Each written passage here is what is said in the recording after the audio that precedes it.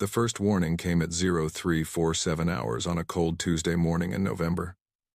Lieutenant Sarah Park was drinking her third cup of coffee when her console lit up with more red dots than she had ever seen in her life. She spilled the coffee across her desk and did not even notice. Her hands were already flying across the keyboard. "Contact," she said. Her voice was calm because she had trained for years to keep it calm, but inside, her heart was beating so fast she thought it might explode. Multiple contacts. Bearing. Everywhere. They're coming from everywhere. The Jupiter Early Warning Station had been built for this exact moment. For 50 years, humanity had been sending signals into space. For 50 years, they had been waiting for an answer. Now the answer had arrived. And it was not a message. It was a fleet.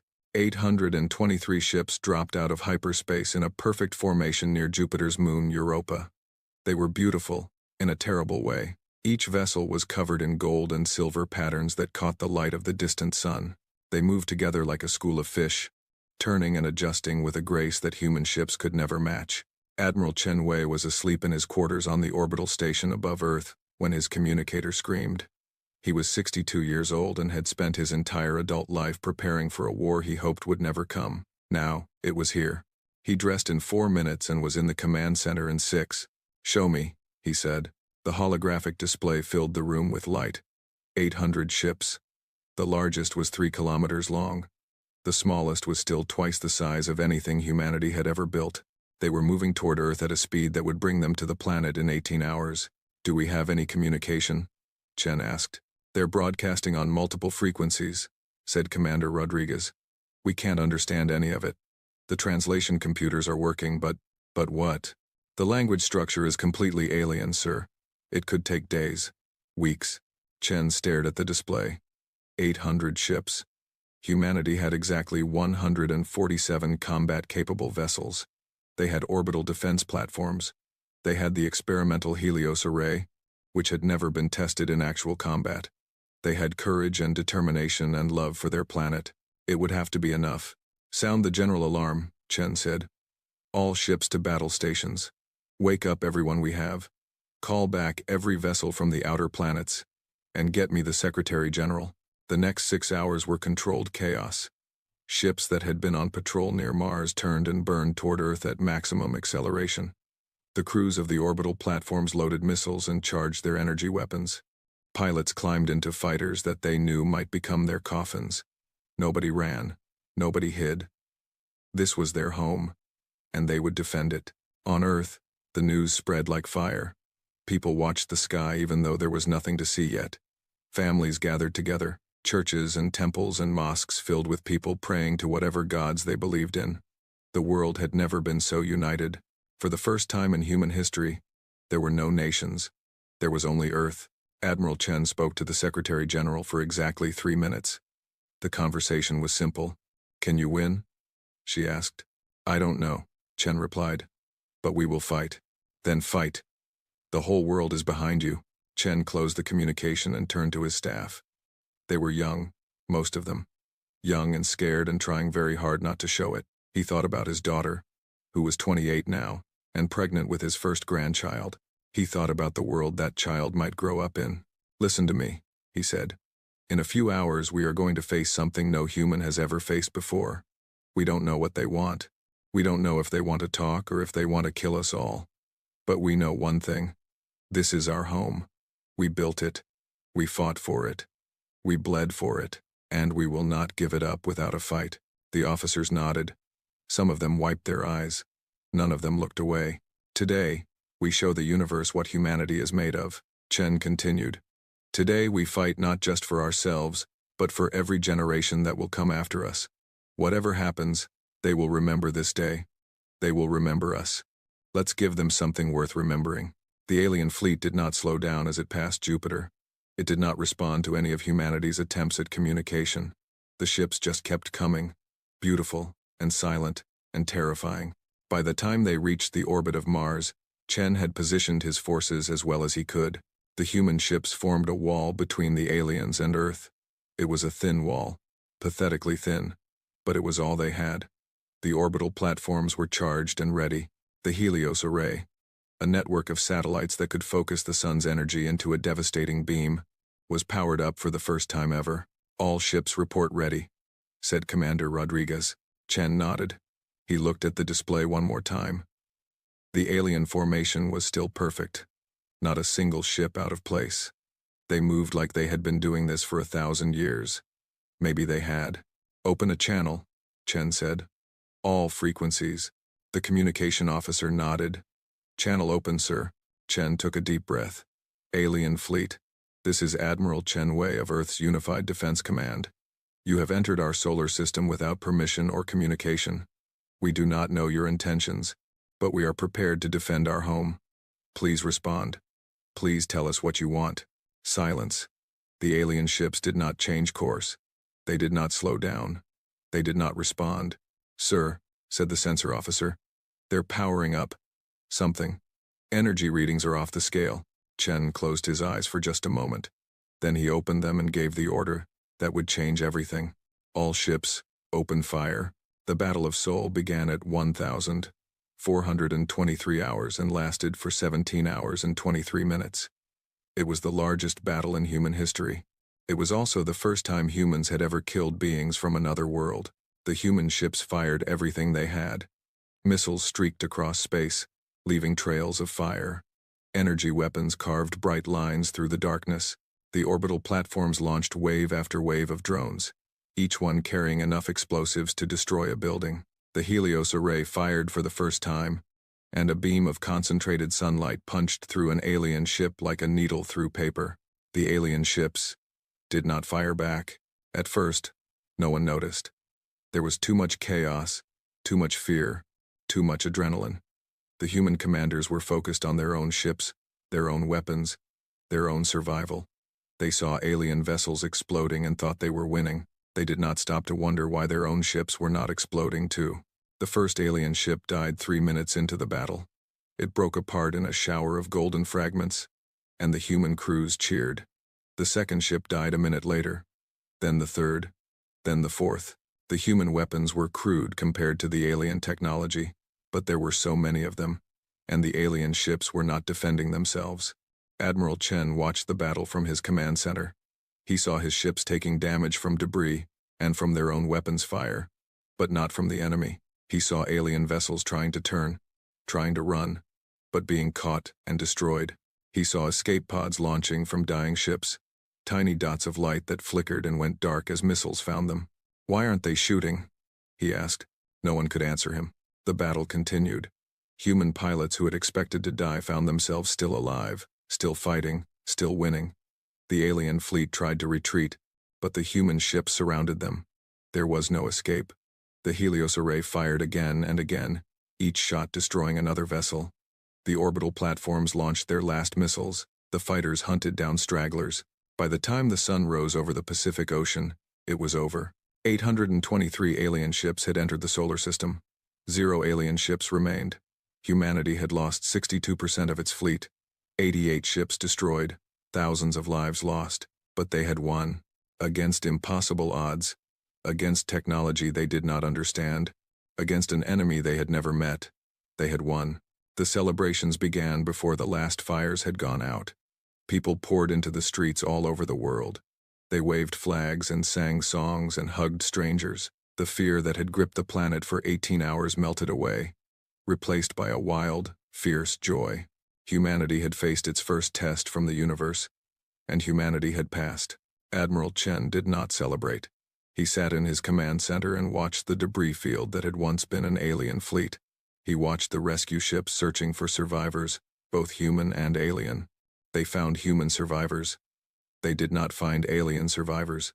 "Sir," said Commander Rodriguez, "the Secretary General wants to speak with you. The whole world wants to speak with you. You're a hero." Chen said nothing. He was still watching the debris. Among the twisted metal and shattered hulls, he could see things that did not belong on a warship. Furniture, artwork, things that looked like toys. "Sir, get me Ambassador Tanaka," Chen said quietly. "I need to know what we just did." Outside, the world celebrated the greatest victory in human history. They called it the Battle of Seoul. They called it humanity's finest hour. They made Admiral Chen Wei a legend. They built monuments and wrote songs and told stories about the brave men and women who had defended Earth. They did not know not yet that this was not a victory. They did not know that they had just made the worst mistake in human history. They did not know that the 800 ships they had destroyed were not carrying warriors. They were carrying families. They were carrying gifts. They were carrying hope for a friendship between two species that now would never exist. But they would learn. Soon, they would learn everything, and when they did, the celebrations would stop. The debris field around Jupiter grew cold and dark. Among the wreckage floated the body of a young alien female. She had been 16 years old by her species counting. In her frozen hand, she still held a datapad containing her doctoral thesis on human art. She had spent 3 years studying human paintings, human music, human literature. She had believed that humans were beautiful, creative, worthy of friendship. She had convinced her mother, the High Matriarch of the Velthari Dominion, to let her come on this mission. She had wanted to be the first to shake a human hand. Now she drifted among the stars. One more piece of debris from humanity's greatest victory. Her name was Selith. She had loved humanity, and humanity had killed her without ever knowing her name. 3 weeks passed after the Battle of Seoul. The world waited for retaliation that did not come. Ambassador Yuki Tanaka stood at the window of her office on Luna Station, watching Earth rise above the gray horizon. She was 54 years old and had spent 30 years in diplomatic service. She had negotiated peace treaties between nations that hated each other. She had talked terrorists out of killing hostages. She had faced the worst that humanity had to offer and found ways to bring people together. Now she faced something much harder. She faced the unknown.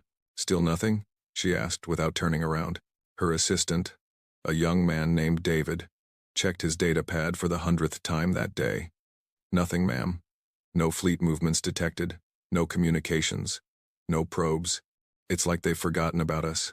They haven't forgotten. Tanaka had been studying everything they knew about the aliens since the battle ended. It was not much. The Velthari, as the translation computers had finally determined they were called, had been known to other species for thousands of years. They were ancient, powerful, and according to the limited information humanity had gathered from neutral sources, generally peaceful. That last part troubled her greatly. "Get me a channel to the Concord station," she said. "I need to speak with Elder Maveth." The Concord were the closest thing the galaxy had to neutral observers. They were a collective of species who had given up war millennia ago. They watched, they recorded, they occasionally offered advice. They did not take sides. They did not fight. They simply existed, patient and calm, in a universe that was rarely either of those things. Elder Maveth was one of their oldest members. He looked like a tree that had learned to walk tall and thin, with bark-like skin and branches that might have been arms or might have been something else entirely. His eyes were golden and deep, and when he spoke, his voice sounded like wind through leaves. "Ambassador Tanaka," he said when the communication connected, "I have been expecting your call. Elder Maveth, I need information. I know what you need." The elder's golden eyes seemed sad. "You need to understand what happened. You need to know why the Velthari have gone silent." "Yes." Tanaka felt her heart beating faster. "Please, tell me." The elder was quiet for a long moment. In the background of the transmission, Tanaka could see other Concord members moving slowly, like plants swaying in a breeze. They all seemed to be looking at her. They all seemed sad. "Ambassador," the elder finally said, "what do you believe happened 3 weeks ago? We were attacked. We defended ourselves. We won. Is that what you believe? Or is that what you have been told?" Tanaka frowned. "I saw the sensor data. 800 warships entered our system. They were heading straight for Earth. We asked them to respond, and they didn't. What else could we think? You could have waited. Waited for what? For them to start shooting? For them to destroy our cities?" The elder made a sound that might have been a sigh. "Ambassador, in the history of the Velthari Dominion, which stretches back over 50,000 years, how many times do you think they have attacked another species without warning?" Tanaka did not answer. She did not know. "None," the elder said. "Not once. Not ever. The Velthari are warriors, yes. They have fought terrible wars, but they have never attacked without first attempting communication, without first explaining their intentions, without first giving their enemy a chance to surrender or negotiate. But they didn't communicate with us. We tried to reach them and they didn't respond. Did they have time to respond? The question hit Tanaka like a punch to the stomach. She thought about the timeline. The alien fleet had arrived. Humanity had tried to communicate. The translation computers had struggled with the alien language. And then, just a few hours later, the shooting had started. How long? She asked slowly. Does it normally take to establish communication between two species that have never met before? Days, the elder replied. Sometimes weeks, sometimes months. The Velthari are an ancient species with a complex language. Their words carry meanings within meanings. A proper greeting can take hours to deliver. We didn't give them hours. No, you did not. Tanaka sat down heavily in her chair. Her hands were shaking. But their ships, they were heading straight for us. They didn't change course. They didn't slow down. Why would they slow down? They were on a schedule. They had been planning this visit for decades, ever since they first detected your radio signals. They were excited. They wanted to meet you.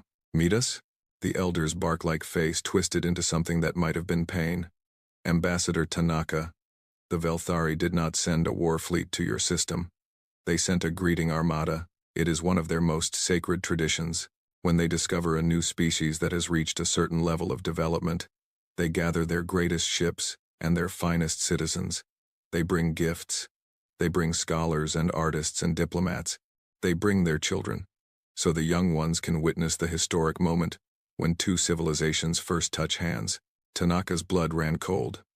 Children, the Third Expeditionary Fleet was carrying over 200,000 individuals. Perhaps 30,000 of them were children. Many were the sons and daughters of Velthari nobility.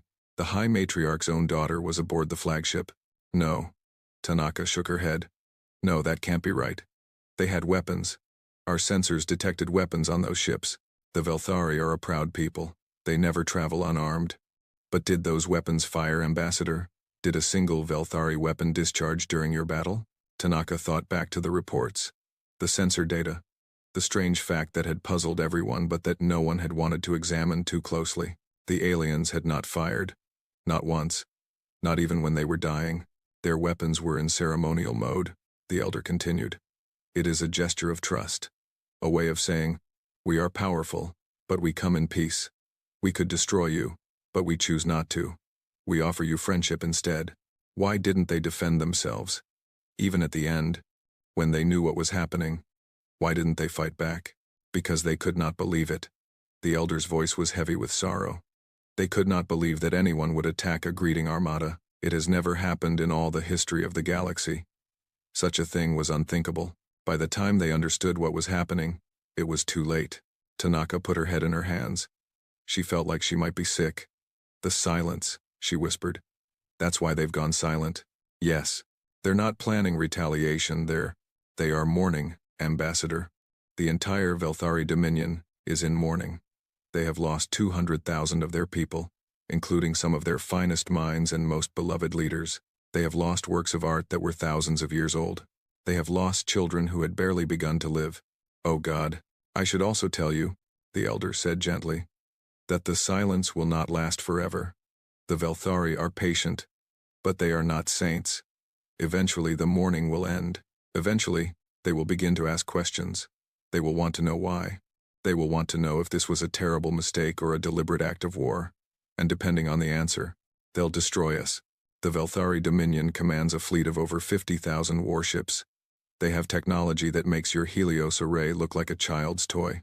If they decide that humanity is a threat, if they decide that you killed their people on purpose, out of fear or hatred or simple savagery, then yes, they will destroy you. Not out of anger, not out of revenge, but because they will believe that the galaxy is not safe as long as humanity exists. Tanaka stood up. Her legs felt weak, but she forced herself to stay standing. How long do we have? I do not know. Months, perhaps. A year at most. The mourning period will end, and then they will send someone to find out the truth. What can we do? The elder was quiet for a long time. When he spoke again, his voice was soft. Tell your people the truth, Ambassador. That is the only advice I can give. The Velthari value honesty above almost everything else. If you try to hide what happened, if you try to justify it or excuse it, they will see through you. But if you go to them honestly, if you admit what you did and why you did it, then perhaps, there is a chance. A chance for what? A chance for understanding. A chance for forgiveness. A chance to prove that humanity is not what this tragedy suggests you are. The communication ended. Tanaka stood alone in her office, looking out at Earth. Somewhere down there, people were still celebrating. They were still calling the Battle of Seoul a victory. They were still treating Admiral Chen Wei as a hero. She had to tell them the truth. She had to tell them that they had not won a battle. They had committed a massacre. They had killed children and scholars and diplomats who had come in peace. They had destroyed a greeting armada, a gesture of friendship that the Velthari had been planning for decades. They had made humanity into monsters. Tanaka reached for her communicator. She had to call the Secretary General. She had to call Admiral Chen. She had to tell them everything. But first, she sat down and cried. She cried for the 200,000 Velthari who had died. She cried for the children who would never grow up. She cried for the High Matriarch's daughter, who had wanted to meet humans so badly that she had volunteered to cross the stars. And she cried for humanity, for the species that had thought it was defending itself, and had instead committed the worst crime in galactic history. When she was done crying, she wiped her eyes and made the call. The celebration was about to end. The real nightmare was about to begin. 3 hours later, Tanaka was on a shuttle heading for Earth. In her briefcase, she carried a data chip containing everything the Elder had told her, plus additional information she had gathered from other Concord sources. The passenger manifests, the diplomatic credentials, the records of what the Velthari had been planning to give humanity as gifts. Technology, art, medicine, knowledge, accumulated over 50,000 years of civilization. All of it was gone now, turned to debris around Jupiter. The shuttle pilot was young, barely 25. He kept looking back at her with excited eyes. "Is it true?" he asked.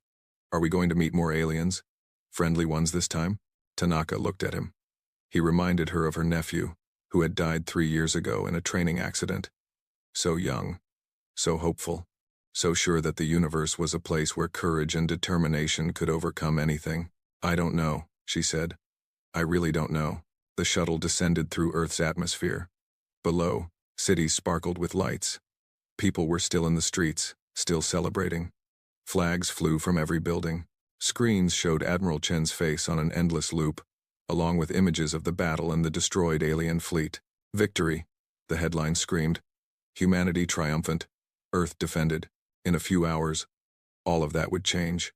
In a few hours, the world would learn what it had really done. And then the real question would begin. What kind of species did humanity want to be? Tanaka closed her eyes and tried to prepare herself for what was coming. The hardest conversations of her life. The hardest truths she would ever have to tell. The shuttle landed. The doors opened.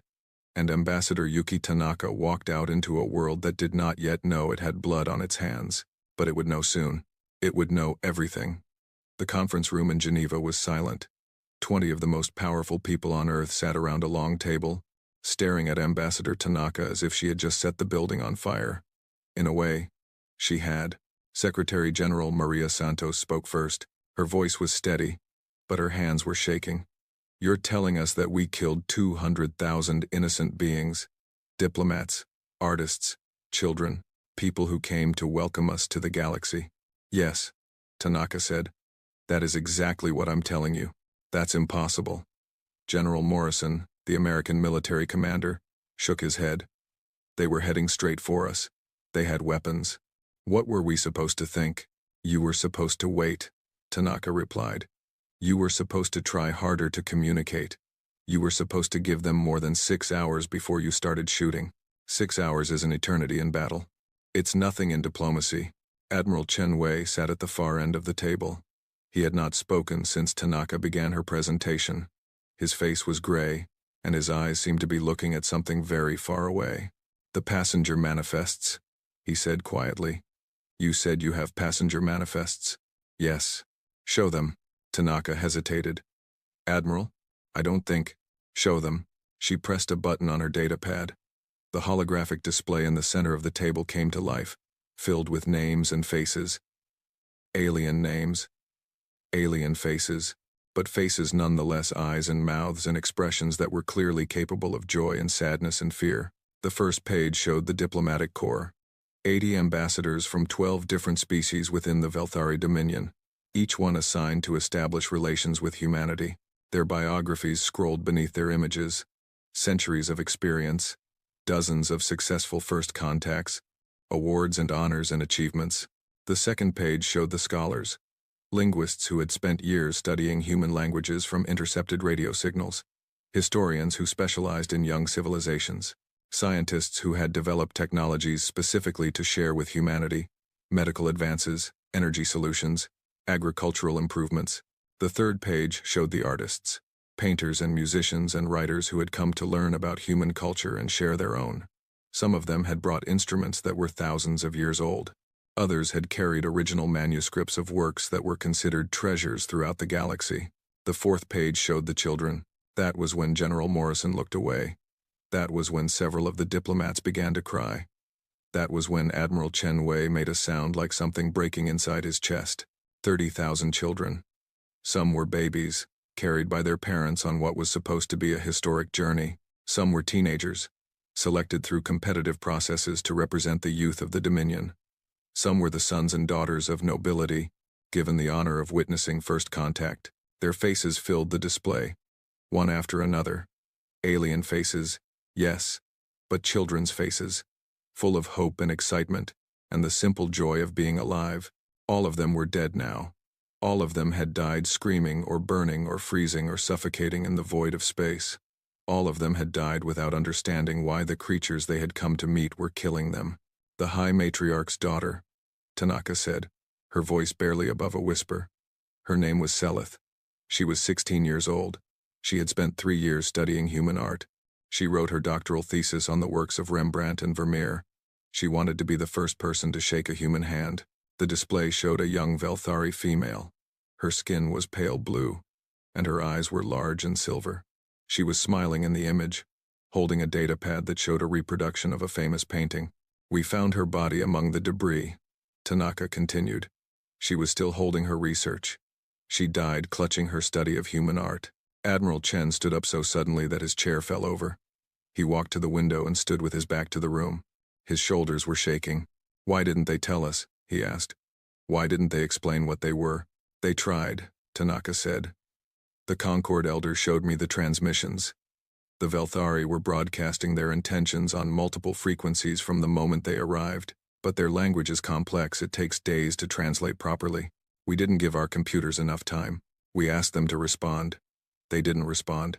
They did respond, Admiral. They responded immediately. But their response was a formal greeting, a ceremonial welcome that takes hours to deliver. By the time they finished the first paragraph, we were already shooting. General Morrison slammed his fist on the table. This is insane. We had 18 hours. We had to make a decision. What were we supposed to do? Wait and see if they started killing us? Other species have faced the same situation, Tanaka replied. Do you know what they did? They sent a small delegation to meet the approaching fleet. They asked for time to understand. They showed good faith, and in return, the Velthari showed them wonders beyond imagination. We didn't know that. No, we didn't. Because we never asked. Because we were so afraid of the unknown that we shot first and asked questions never. Secretary General Santos raised her hand for silence. The room fell quiet. She looked around at the faces of the people who had led humanity through its first contact with alien life and its first atrocity. What happens now? She asked. What do the Velthari intend to do? I don't know, Tanaka admitted. The Concord Elder says they're in mourning. He says the mourning period could last months. But after that, she took a deep breath. The Velthari Dominion has 50,000 warships. They have technology we can't even imagine. If they decide that humanity is a threat to the galaxy, if they decide that we killed their people out of hatred or malice, they will destroy us. Completely. There won't be a second chance. And if they decide it was a mistake, then there might be hope. The Velthari value honesty above almost everything else. If we go to them, if we admit what we did and why we did it, then maybe we can find a way forward.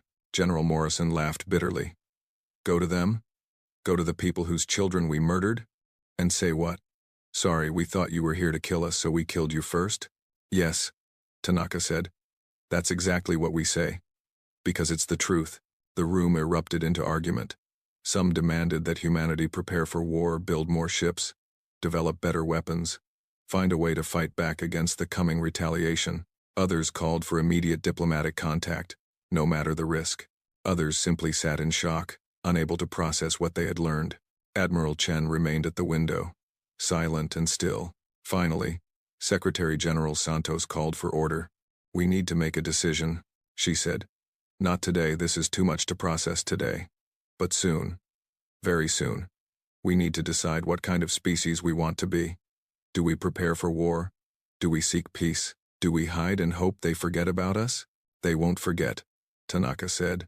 "The Velthari never forget. They live for thousands of years, and they remember every kindness and every cruelty. If we hide, they will find us. If we fight, they will destroy us. Our only chance, our only hope is to face them honestly and accept the consequences of what we've done. And if the consequences are our extinction..." Tanaka was quiet for a moment.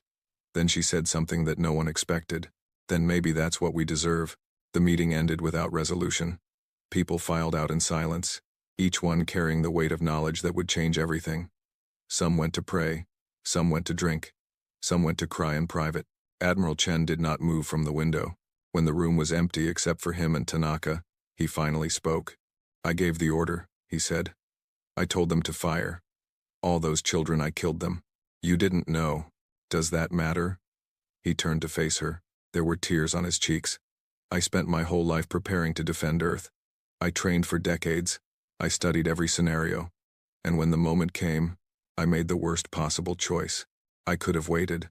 I could have sent a delegation. I could have done anything except what I did. You were afraid. We all were. Fear isn't an excuse, not for this. Not for 30,000 children." Tanaka walked to him and put her hand on his arm. "No," she said. "It's not an excuse, but it is an explanation. And maybe it's something the Velthari can understand. They've been afraid too. At some point in their history, they've made mistakes too. They're not gods. They're just people who've been around longer than us. You really think they might forgive us? I don't know. But I think we have to try. And I think you have to be the one to do it." Chen stared at her. "Me? You're the one who gave the order. You're the one who has to own it. If we send diplomats, people like me, the Velthari will think we're trying to hide. But if we send you, the person responsible, the person who carries the most guilt, that means something. That shows them we're not running from what we did. They'll kill me. Maybe.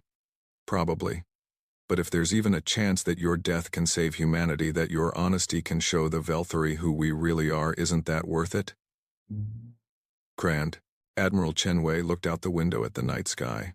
Somewhere out there, among the distant stars, a grieving civilization was deciding whether humanity deserved to exist. Somewhere out there, the wreckage of 200,000 innocent beings drifted in the cold darkness of space. He thought about his daughter, his unborn grandchild, the world they would inherit if he did nothing. Then he thought about Selith, the young Velthari who had loved human art. He imagined her in her final moments, watching human missiles streak toward her ship, not understanding why the creatures she had admired were trying to kill her. He owed her something. He owed all of them something. "I'll go," he said. "When the time comes, I'll go to them. I'll tell them everything. And I'll accept whatever judgment they give." Tanaka nodded. She didn't say thank you. She didn't say he was brave. She just squeezed his arm and walked away. Admiral Chenwei stayed at the window until dawn, watching the stars and waiting for the morning to end. The revelation had been made. The truth was known. Now came the hardest part, living with it. The news broke 3 days after the Geneva meeting. Someone leaked the passenger manifests. Within hours, every screen on Earth showed the faces of the dead. Admiral Chenwei watched the reaction from his apartment in Singapore.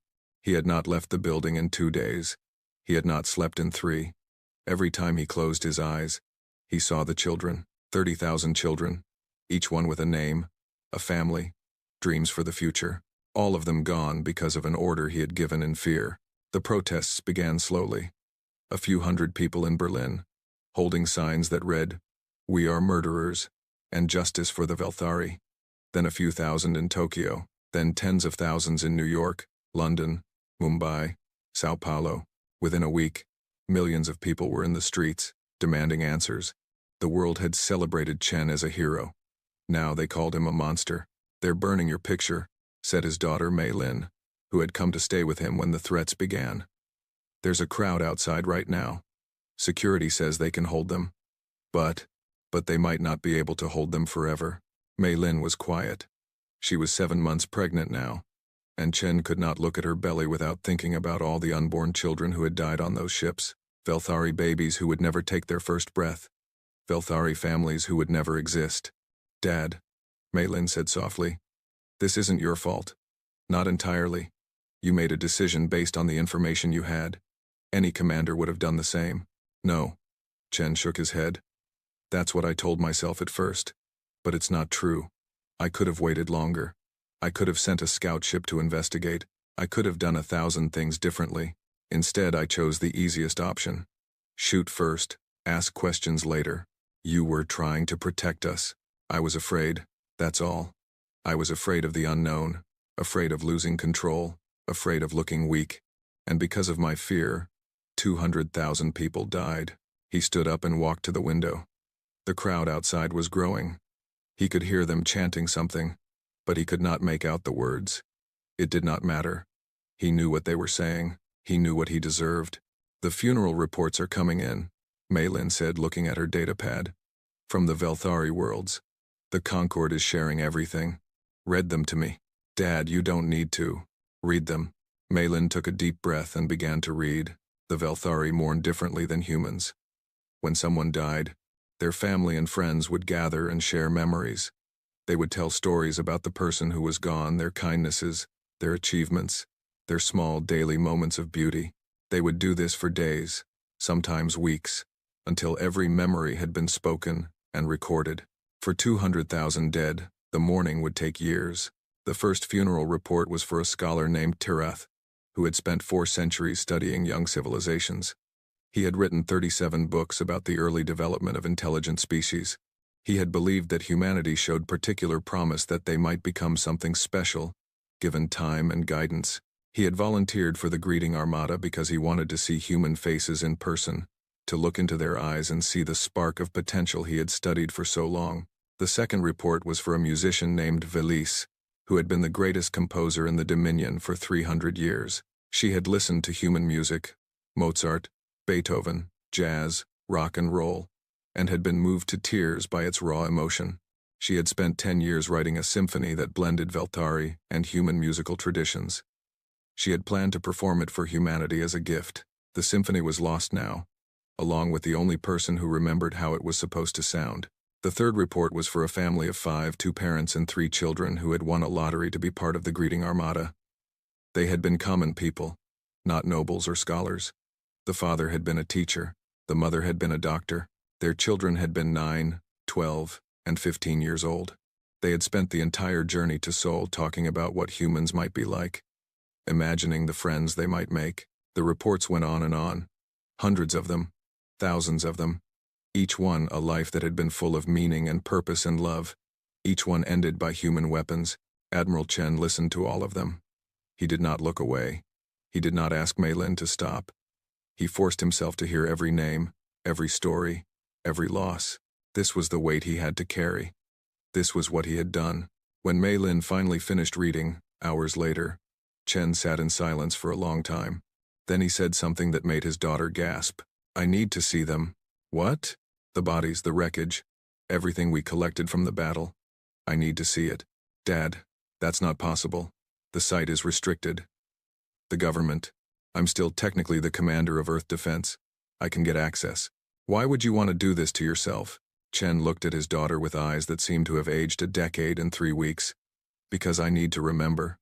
Because if I'm going to face the Velthari, if I'm going to ask for their forgiveness, I need to understand exactly what I'm asking forgiveness for. I need to see the faces of the people I killed." The next day, Admiral Chen took a shuttle to the debris field. It was still there, spreading slowly outward from Jupiter.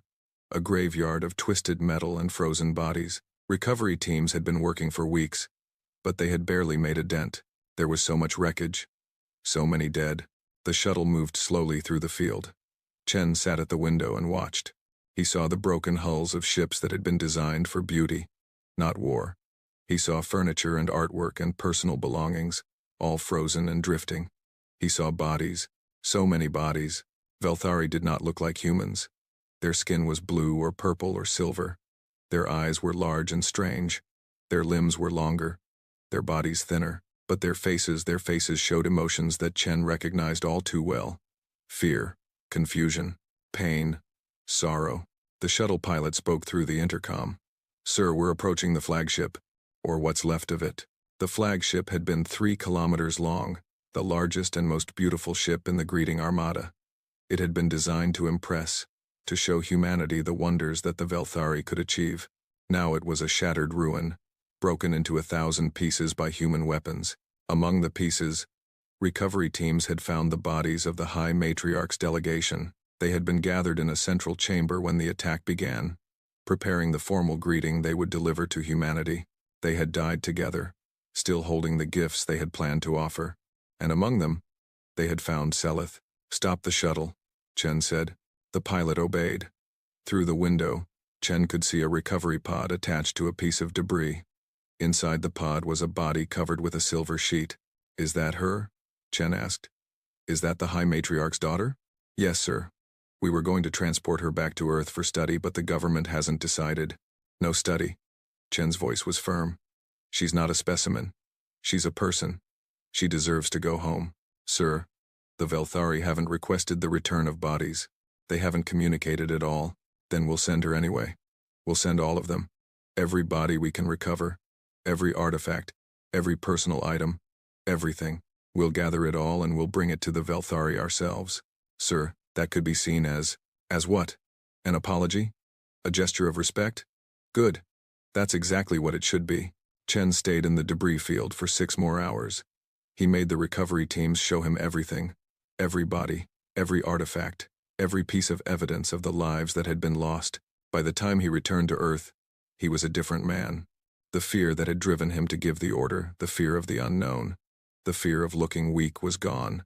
In its place was something else, something harder to name: responsibility, purpose, determination. He would not hide from what he had done. He would not make excuses.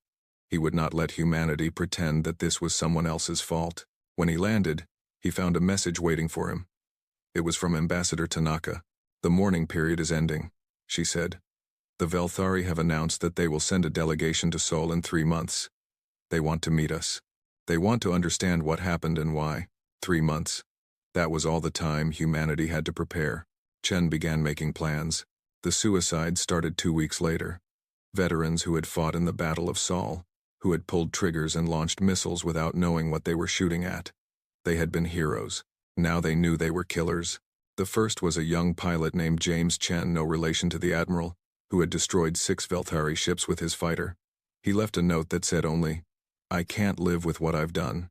Please forgive me." The second was a weapons officer from one of the orbital platforms. She had fired 32 missiles during the battle. Now she knew that each missile had killed dozens of innocent beings. The third was a teenager who had never been in the military at all. He had watched the battle on television and cheered when the alien ships exploded. Now he could not stop seeing the faces of the children he had celebrated killing. Admiral Chen attended every funeral. He spoke at some of them. He told the grieving families that their loved ones were not to blame, that they had followed orders, that they had believed they were defending Earth. But his words felt hollow, even to himself. How could he tell others they were not to blame, when he carried all the blame himself? The world was changing. The celebrations had ended. The flags had come down. In their place was something new, a collective shame that hung over humanity like a fog. People stopped looking at the stars with wonder. Now they looked with fear and guilt. What were we? The world asked itself. What have we become? And beneath that question, another one. What can we do to make this right? Admiral Chen thought he knew the answer. It was not weapons. It was not defense. It was not preparation for war. It was honesty. It was humility. It was a willingness to stand before the people they had wronged and say, "We did this. We are sorry. We will accept whatever judgment you give." 3 months. That was how long they had to learn how to be a different kind of species. Chen hoped it would be enough. The Velthari delegation arrived exactly 3 months after the announcement. This time, There were only 3 ships. They were small and gray, and carried no decorations. They moved slowly, giving humanity plenty of time to see them coming. This time, no one fired. Admiral Chen Wei stood at the airlock of Luna Station, waiting. He had not slept the night before. He had spent the hours looking at photographs of his family, his daughter, his wife who had died 5 years ago, his father who had taught him to believe in duty and honor. He had written letters to each of them, saying goodbye. He did not expect to survive this meeting. Behind him stood Ambassador Tanaka and a small group of humans who had volunteered for the delegation. No soldiers, no weapons, just people who believed that humanity needed to face what it had done. They had brought something else too. In the cargo hold of the station were the bodies they had recovered from the debris field, over 50,000 of them, each one carefully preserved and prepared for return to their families. They had also brought the personal belongings, the artwork, the cultural artifacts, everything that could be saved. It was not enough. It could never be enough. But it was something. The airlock opened with a hiss. The first Velthari to enter was old. Her skin was deep purple, and her eyes were golden like distant suns. She moved slowly, as if every step cost her something. Behind her came 2 younger Velthari, their faces blank and unreadable. Admiral Chen recognized the old one from the briefing materials. She was the High Matriarch herself, leader of the Velthari Dominion, mother of the girl Chen had killed. She had come in person. She had come to look into the eyes of the man who had murdered her daughter. Chen stepped forward. His legs felt weak, but he forced himself to stay standing. He had practiced this moment 1,000 times in his mind, but now that it was here, all his words seemed meaningless. "High Matriarch," he said. "My name is Chen Wei. I am the one who gave the order to fire. I am the one responsible for the deaths of your people. I am the one who killed your daughter." The matriarch looked at him. Her golden eyes seemed to see through him, past his uniform, past his skin, down to whatever was at the center of his being. She did not speak. "I have no excuses," Chen continued. "I was afraid. I saw your ships coming and I assumed the worst. I did not wait long enough. I did not try hard enough to understand. I made a decision in fear. And because of that decision, 200,000 innocent people died." Still, the matriarch said nothing.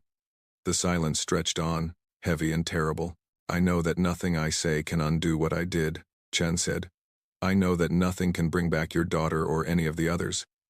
But I want you to know that I understand now. I understand who they were. I understand what they came to do. And I will spend the rest of my life, however long or short that might be, trying to become worthy of the gift they were trying to give us." He reached into his pocket and pulled out a small data chip. "This contains everything we know about Seleth.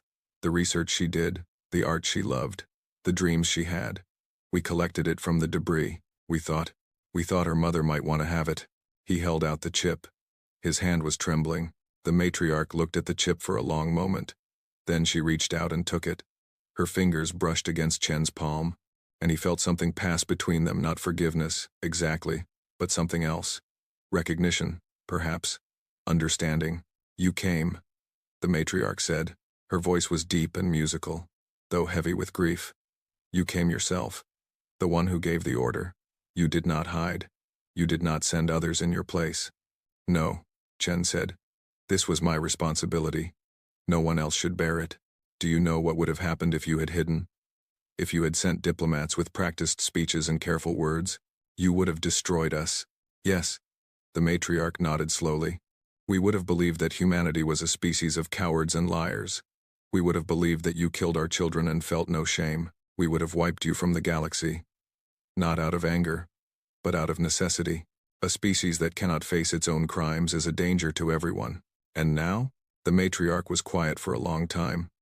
She looked at the data chip in her hand. She looked at the humans standing behind Chen, the small, fragile creatures who had volunteered to face the wrath of an empire because they believed it was right. She looked at Chen himself, standing tall despite his obvious fear, accepting full responsibility for everything that had happened. "Now," she said finally, "I see something different. I see a species that makes terrible mistakes, but I also see a species that is capable of learning, capable of shame, capable of growth." She turned to her attendants and spoke in her own language, a flowing, musical series of sounds that the human translators struggled to follow. One of the attendants nodded and stepped forward, carrying a small box. This was Selith's, the matriarch said. She made it when she was a child, her first attempt at human-style art, a painting of a sunrise. She said that humans were the first species she had found who understood why sunrises were beautiful. She opened the box. Inside was a small canvas, covered in bright colors that somehow managed to capture the exact feeling of watching a new day begin. It was crude by Velthari standards, a child's work, but it was also beautiful. It was also full of hope. I brought this to show you, the matriarch said. To show you what she saw in you. She believed that humanity was capable of great beauty. She believed that you were worth knowing, worth befriending, worth crossing the stars to meet. Tears were running down Chen's face. He did not try to stop them. She was wrong, of course, the matriarch continued. The humans who killed her were not beautiful. They were afraid and violent and stupid. But perhaps, she paused, perhaps you are not only those things. Perhaps you are also the species that Selith believed in. Perhaps you can become what she hoped you would be. We will try, Chen said. I swear to you we will try. That is all I ask. The matriarch carefully closed the box. I cannot forgive you, Admiral Chenwei. Not today. Perhaps not ever. My daughter is dead, and no words can bring her back. But I can choose not to destroy you. I can choose to give your species a chance to prove that Selith was right about you. She turned to Ambassador Tanaka. We will establish formal relations. There will be rules. There will be conditions. You will never again make the mistake of firing before you understand. You will learn our language and our customs. You will teach us yours, and perhaps, in time, the wound between our peoples will heal. And the bodies? Tanaka asked. The artifacts? We brought everything we could save. The matriarch's eyes softened just slightly. That was unexpected. Most species would have kept them, studied them, displayed them as trophies. You chose to return them. They weren't ours to keep. No, they were not. The matriarch nodded. We will take them home. We will give them proper rest. And we will remember that humanity, whatever else it might be, is capable of this, of respect for the dead, of honor, even in disgrace. The meeting lasted for several more hours. Details were discussed. Agreements were made. The foundation was laid for a relationship that would take generations to build. When it was over, the matriarch turned to leave. But at the airlock, she stopped and looked back at Admiral Chen. You expected to die today, she said. You came here believing I would kill you. Yes. Why did you come anyway? Chen thought about the question. He thought about his daughter and his unborn grandchild. He thought about the world they would inherit. He thought about Selith, who had loved humanity without ever meeting them. Because someone had to, he said. Because if I wasn't willing to die for what I believed in, then I wasn't worthy of asking others to live by it. And because, he paused, because your daughter believed in us, I wanted to prove that she wasn't wrong, even if it cost me everything. The matriarch looked at him for a long moment. Then, for the first time since she had arrived, something changed in her face. It was not a smile, not exactly, but it was something close. My daughter would have liked you, she said. She would have wanted to be your friend. Then she turned and walked through the airlock, and the door closed behind her. Admiral Chenwei stood alone in the corridor. He was still alive. Against all odds, against all expectations, he was still alive. Humanity was still alive. And now came the hard part. Now came the work of becoming the species that Selith had believed they could be. 1 year later, humanity established the first contact protocols, a set of rules that would govern every future encounter with alien life. The rules were simple. Wait, listen, understand, never fire first, never assume hostility, give the unknown the benefit of the doubt, even when it was frightening, even when every instinct screamed to attack. The protocols were carved into a memorial station that orbited Jupiter, right at the edge of the debris field that still drifted there. The station contained 200,000 names, every person who had died in the greeting armada. Beneath the names was a simple message. We did not understand. We were afraid. We made a terrible mistake. But we will learn. We will grow. We will become better. In memory of those who died, we promised to be worthy of the friendship they offered. Admiral Chenwei visited the station every year on the anniversary of the battle. He would stand before the names and read them aloud, one by one, until his voice gave out. It took him 3 days to read them all. His daughter, Mei Lin, came with him sometimes. So did his grandson. who was named Seleth, a human boy with an alien name, a living promise that the two species would never forget what had happened between them. The Velthari came too. Not many at first. The wounds were too fresh, the grief too raw. But over time, more and more of them made the journey to Sol. They came to see the memorial. They came to meet the humans who had killed their loved ones and then spent years trying to make it right. Some of them found peace. Some of them found friendship. A few of them even found love bonds between humans and Velthari that would have seemed impossible in the days after the battle. The High Matriarch came once, near the end of her life. She was over 3,000 years old by then, and she had spent the last decades of her existence watching humanity change. She had seen them stumble and fail and pick themselves up again.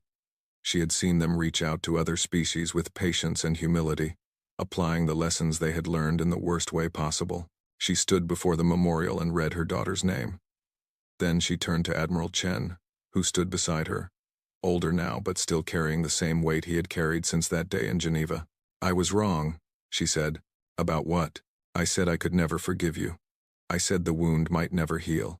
She looked at the names on the wall, the people she had lost, the people humanity had killed. Then she looked at the station, at the protocols, at the universe that had changed because of what happened here. "I was wrong," she said again. "The wound has healed. Not perfectly, there will always be a scar, but it has healed. And you," she looked at Chen, "you have become what my daughter believed you could be." Admiral Chen Wei did not know what to say, so he said nothing. He just stood there, in the station named for the people he had killed, and let the silence speak for him. The High Matriarch died 6 months later, peacefully, surrounded by her family. In her final moments, she asked to see the painting that Seleth had made as a child, the one of the human sunrise. "She was right," the matriarch whispered, looking at the bright colors. "They were worth it. They were always worth it." And far away, on a planet called Earth, a species that had once made the worst mistake in galactic history, continued the slow work of becoming something better. They would never be perfect. They would never stop making mistakes. But they would keep trying. They would keep growing. They would keep reaching out to the unknown with open hands instead of closed fists, because that was what Seleth had believed they could do. And in the end, she was right.